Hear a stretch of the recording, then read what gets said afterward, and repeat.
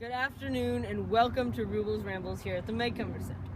So this week I'm going to talk about a very mercurial object, Mercury.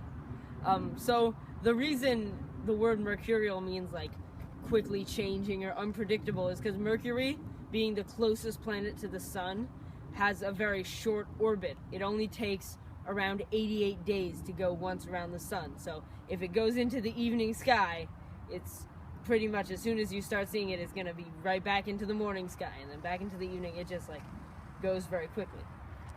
So right now is a time when Mercury is in the evening sky. From now for the next like 2-ish weeks, if you go out like half an hour after sunset and look west-northwest, fairly low, you should be able to see it. It'll be pretty bright, not anything like Venus or anything if you saw that earlier when that was in the evening sky, but you should be able to see it, and there isn't anything else that bright around, so if you see something lowish in the west-northwest that's fairly bright, it's probably Mercury.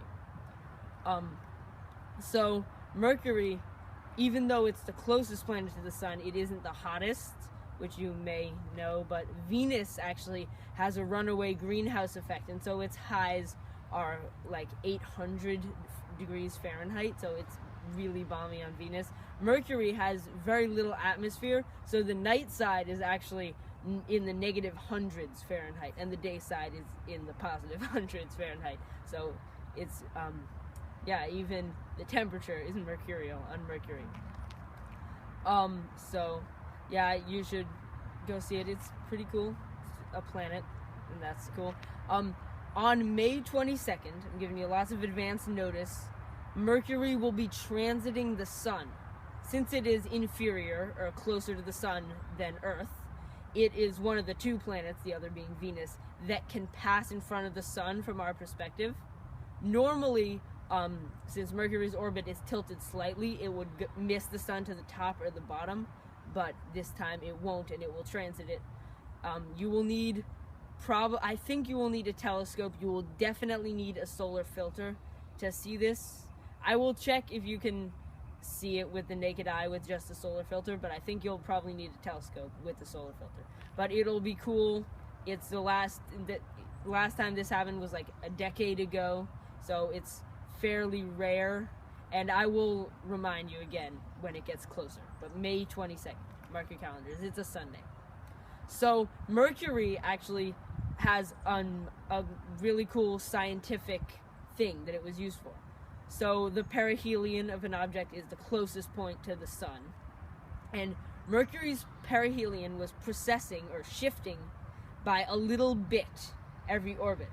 So like if the sun is my face and this is Mercury's orbit, this is greatly exaggerated, so this is the closest point. The orbit was slowly moving, so the closest point was moving all the way around, and with Newtonian gravity, the equations didn't predict Mercury's perihelion to be precessing like this.